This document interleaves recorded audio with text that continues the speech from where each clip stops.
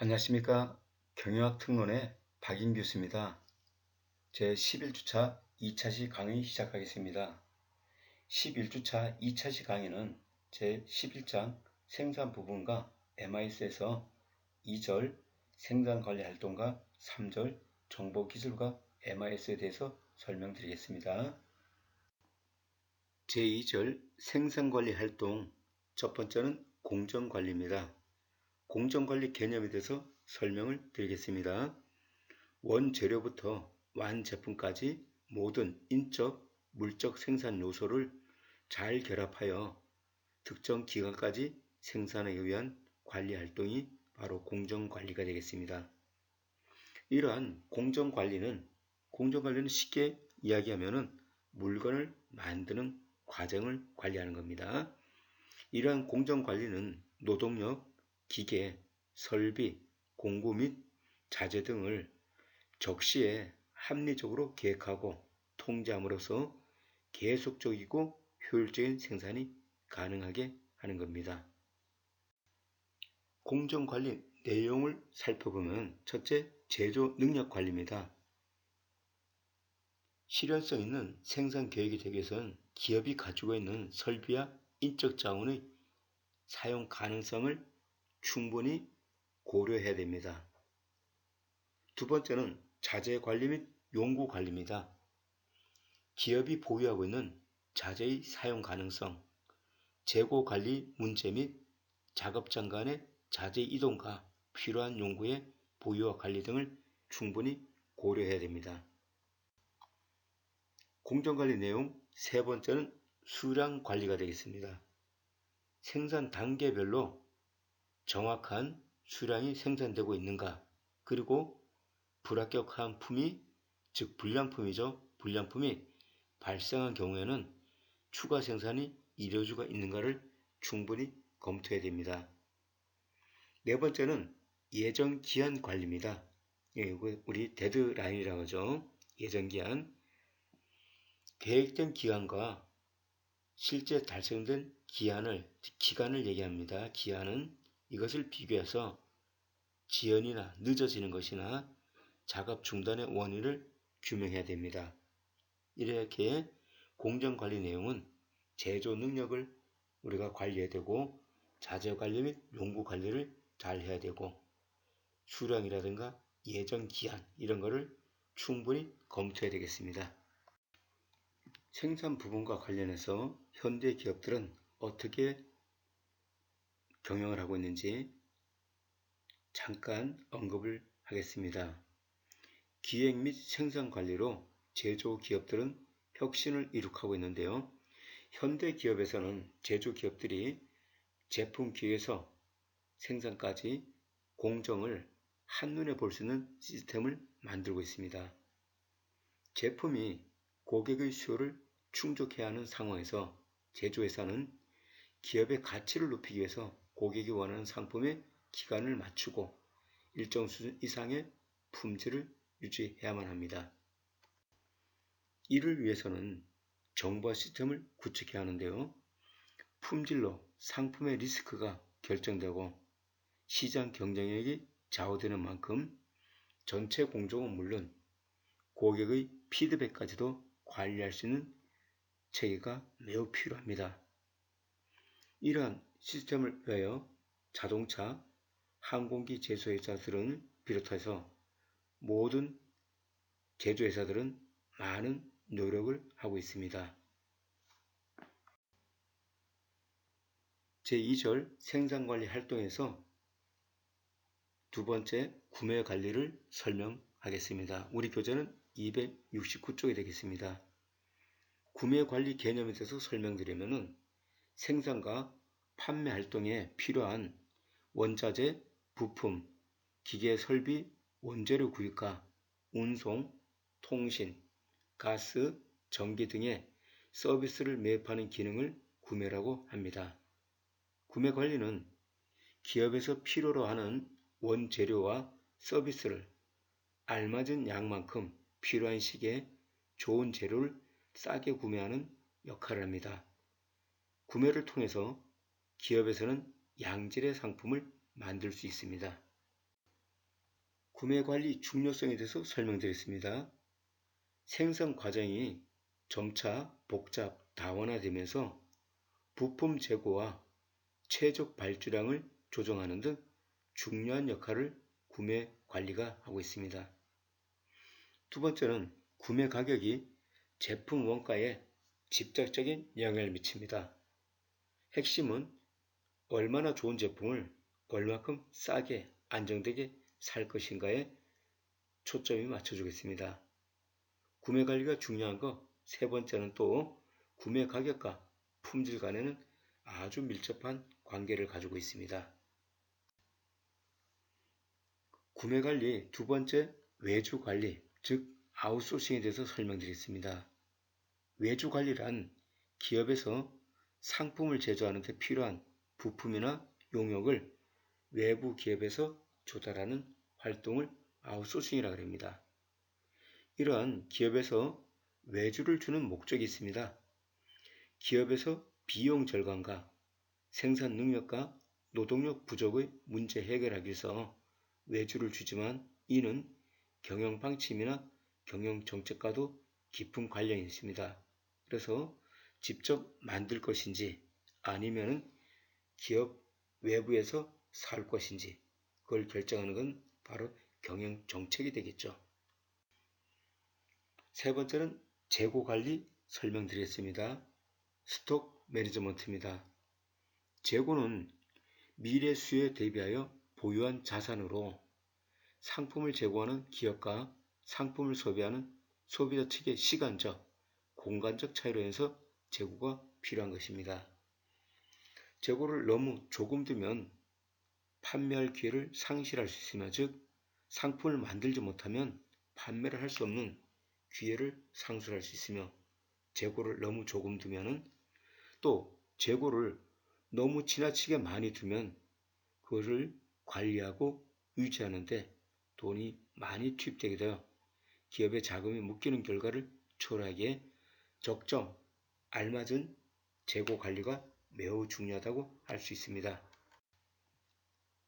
2절 생산관리 활동 네 번째는 품질 관리가 되겠습니다.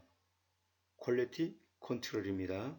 품질 관리의 한번 보시면은 품질 관리는 기업이 생산하는 제품을 사용 목적에 알맞게 모양과 조건, 성능을 갖췄는지를 검토하는 과정입니다.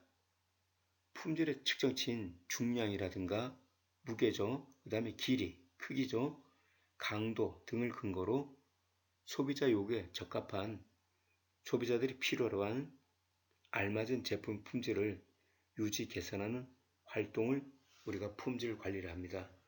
주로 불량품을 다루는 업무를 하게 됩니다. 품질 관리는 세 단계 활동으로 이루어지는데요. 품질 관리에 대한 표준을 만듭니다. 스탠다드. 두 번째는 표준에 맞는지 틀리는지 그 적합도 이거를 비교를 해보고 세 번째는 그 차이에 대한 시정 활동. 품질이 새로 만든 품질이 그 표준에 맞지 않는다. 너무 큰 차이가 난다. 라고 하면은 시정을 해야 되겠고 정확하다라고 하면은 판매가 가능하겠죠. 품질 관리 발전에 대해서 설명드리겠습니다. 첫 번째는 통계적 품질 관리가 있습니다. 수요자가 원하는 품질을 확보, 유지하기 위하여 품질 목표를 세우고 이것을 합리적이고 경제적으로 달성할 수 있도록 모든 통계적 수법을 응용한 활동 체계입니다. 품질 관리 위하여 보충 설명을 드리면 많은 자료를 모아 측정하고 판단할 수 있도록 통계학을 이용하여 올바른 기준을 결정하고 이를 통하여 제품의 품질을 유지 및 향상시키는 것을 갖다가 우리가 통계적 품질 관리라고 합니다. 품질 관리 발전 두 번째는 종합적 품질 관리에 대해서 설명드리겠습니다. 품질 특성에 대하여 영향을 미치는 요인에 대하여 즉 시장에서 요구하는 품질, 설계, 제조, 구매 등의 품질과 관련된 것 이외에 인사 부분, 영업 부분, 마케팅 부분 등의 모든 경영 활동에서도 종합적으로 품질을 관리하는 것을 의미합니다. 즉, 회사 전체, 전사적 차원의 경영 품질 관리, 이걸 이렇게 이제 발전해 가지고 오는 겁니다. 품질 관리 발전 세 번째는 품질 관리 서클에 대해서 설명드리겠습니다. 퀄리티 컨트롤 서클. 소비자가 요구하는 품질의 제품과 서비스를 경제적으로 생산할 수 있도록 생산 현장에서 작업 반장을 리더로 하여 서클 요원인 작업자들이 서비스 현장에서 품질 관리 활동을 실천하는 최소 단위 조직이 되겠습니다. 그러니까 생산 현장에서 스스로가 품질 관리를 위해서 하는 활동이다. 이렇게 생각하시면 되겠습니다. 네 번째는 ZD, 제로 디펙티드 운동이 있습니다. 1960년대 미국의 마틴 항공회사에서 미사일 납기 단축을 위해서 처음부터 완전한 제품을 만들자는 운동을 벌인 것이 계기가 되어 결점 제로 운동입니다. 결점을 재료로 하자는 것을 의미하는데 제로 디펙트 운동은 이는 제조업에 한정되지 않고 일반 관리, 사무, 업무까지도 확대되었습니다. 일본에서는 QC 서클과 분임제에 의해서 JD가 확산되었으나 미국에서는 종업원 각자가 자주적으로 작업사의 결점을 제로로 하는 품질관리 방법으로 JD 운동을 벌였습니다. 그러니까 이 결점 제로 운동은 미국에서는 개인이 한 사람이 운동을 벌였으며 일본에서는 우리 그 단체 서클 그 조가 시프트 그 조가 이 제로 결점 운동에 동참을 했습니다. 제3절 정보기술과 MIS입니다. 정보기술과 자동화에 대해서 살펴보는 시간이 되겠는데요. 정보기술 발전은 즉 IT와 컴퓨터 발전은 기업과 경영에 큰 영향을 미쳤는데요. 경영 측면에서 계층별로 경영자에게 미치는 영향을 살펴보면 다음과 같습니다. 첫째, 정보기술이 최고 경영층에는 복잡하고 고도화된 대량 정보에 활용할 수 있는 능력에 영향을 주어 경영 전략, 정확한 의사결정, 시장 정보 분석에 많은 그런 도움을 주었습니다. 컴퓨터 및 정보기술은 두 번째 중간 경영층에도 많은 영향을 미쳤는데요. 어떤 영향을 미쳤냐면은 중간 경영층이 취급하는 작업 내용도 양적으로나 질적으로 변하게 되어 이에 대응하기 위한 관리자의 자질과 기술에 커다란 변화가 요구되고 있습니다. 컴퓨터를 중심으로 한 새로운 정보관리 시스템을 이용하지 못하는 사람들은 관리자의 지위를 지킬 수 없게 됐는데 제품 생산, 통제, 관리감독, 고객관리 등에 많이 활용할 수 있는 그런 능력을 주었습니다. 세 번째는 하위 경영층에도 정보기술과 IT는 많은 그런 영향을 줬는데요. 단순 반복적인 업무를 감소시키는데 많은 영향을 줬습니다. 그래서 현장 경영층에 있어서는 사무직원의 모습이 크게 변했는데 손으로 하던 작업이라든가 정보 처리 시스템이 이제는 자동화가 일상화되어서 결국은 현장 작업자들도 고도의 지적 능력이 필요한 작업과 인간만이 할 수 있는 작업에 주력할 수 있게 되었습니다. 제3절 정보기술과 MIS에서 1번 정보기술과 자동화에서 다시 나누어서 두 번째 자동화입니다. 자동화 의의에 대해서 말씀드리면 컴퓨터나 전자기기를 이용하여 일 처리가 자동으로 되도록 하는 것으로 자동화는 제조업에서 생산 과정을 자동화시키면서 처음 시작됐습니다. 1980년대는 인력 중심에서 기계 및 전산 자동화로 넘어가는 부분적 자동화 과정이 있었다면 이제는 설계와 제조, 납품종 소량의 맞춤식 자동화, 로봇이 제조하는 무인 공장 등으로 발전하였으나 미래는 더욱 자동화는 활발하게 진행될 것으로 생각됩니다. 자동화 종류 먼저 설명드리면 첫째, 기계적 오토메이션. 1946년 포드 자동차에서 처음으로 도입하였으며 재료를 기계에 투입하는 것, 기계에서 가공물을 축출하는 것, 작업 간의 운반, 폐기물 제거 같은 일들을 할 수 있도록 기계적 장치 자동화가 되는 것이 있습니다. 자동화 종류 두 번째는 장치 공정 오토메이션이 있습니다. 대규모의 복잡한 장치 공정은 필요한 장소마다 반응 조건의 변화를 측정, 기록하고 통제할 수 있는 방법으로 자동 제어 장치에 의한 자동화가 있습니다. 자동화 종류 세 번째는 비즈니스 오토메이션이 있습니다. 기업의 빈번한 거래와 복잡한 업무 절차를 전산화하고 경영자의 의사결정까지 도와줄 수 있는 자료 처리 과정의 사무 자동화가 있습니다. OA, FA라고 하죠. 제3절 정보기술과 MIS에서 두 번째는 MIS 설명드리겠습니다. MIS는 매니지먼트 인포메이션 시스템으로 경영정보 시스템이라 합니다. 한국말은 MIS는 경영정보 시스템이다. 경영정보 시스템이 무엇이냐? MIS가 무엇이냐?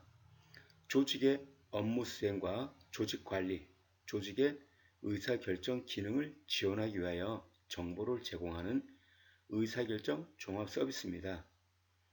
MIS는 컴퓨터를 포함한 정보 처리 기기와 기술뿐만 아니라 이를 사용하는 조직 구성원들로 구성되어 있습니다. 우리가 흔히 이야기하는 EDPS, 전자정보 처리 시스템은 자료 처리의 단순 자동화 시스템으로서 MIS에 포함되는 하위 개념이 되겠습니다. MIS 즉 경영정보 시스템 구성을 보면은 다음 그림에서 설명을 드리면은 정보 수집을 합니다. 우선 의사결정에 필요한 정보 수집, 사내 정보, 회사 내 정보와 회사 외 정보, 다양한 정보 수집을 해서 이 정보를 저장을 하고 즉 모으는 거죠. 그 다음에 분석을 하고 평가를 해서 예측을 하고 또 기업에 안 좋으면은 어떤 위험이 있다고 경고를 하게 되며 또 어떤 일에 대해서 결정을 하게 됩니다. 이런 상황을 의사결정자한테 제공을 하면은 의사결정자는 거기에 따라서 계획과 실행, 통제를 하게 되는 의사결정자한테 많은 도움을 주는 그런 것이 하나 경영정보 시스템이라고 할 수가 있습니다. 제3절 정보기술과 MIS에서 두 번째 MIS 개념 발전에 대해서 설명드리겠습니다. 첫 번째 MIS와 DSS 의사결정 지원 시스템입니다. 의사결정 지원 시스템은 Decision Support System의 약자로서 1978년 미국인 킨과 스캇 모턴이 처음 사용한 용어입니다. 이는 기업 의사결정을 쉽게 내릴 수 있도록 사업 자료를 분석해주는 컴퓨터 응용 프로그램입니다. 기업의 의사결정자에게 정보를 도식화, 즉 그림을 그리다든가 표를 제공하다든가 이런 도식화라 그 다음에 데이터를 제공함으로써 의사결정 과정이 효과적으로 이루어지게 할 수 있는 그런 시스템을 이야기합니다. 두 번째, MIS 개념 발전. 두 번째는 SAS 등장입니다. SAS는 전략 정보 시스템입니다. 1980년대 등장한 SAS는 정보기술을 활용하여 기업이 경쟁 우위를 확보하기 위하여 전략을 세우고 실현하는 데 이용하는 정보 시스템입니다.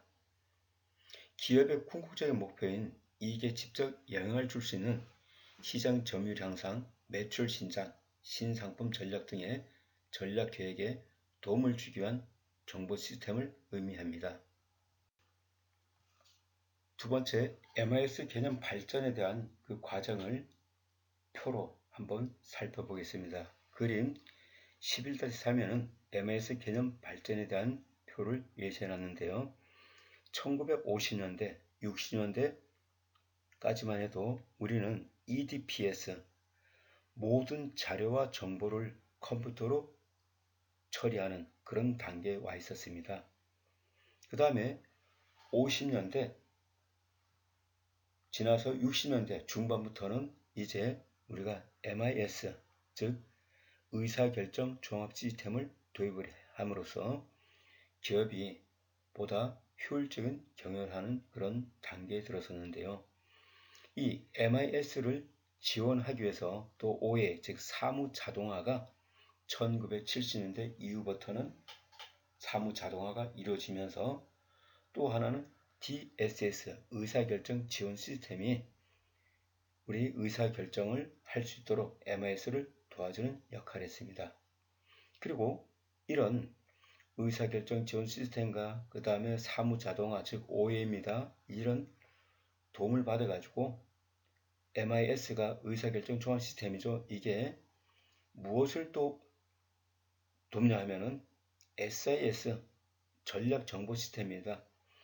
향후 기업이 어떤 방향으로 나가야 될지 거기에 대한 전략을 짜는, 즉 SIS 여기에 활용을 또 하게 되는 겁니다.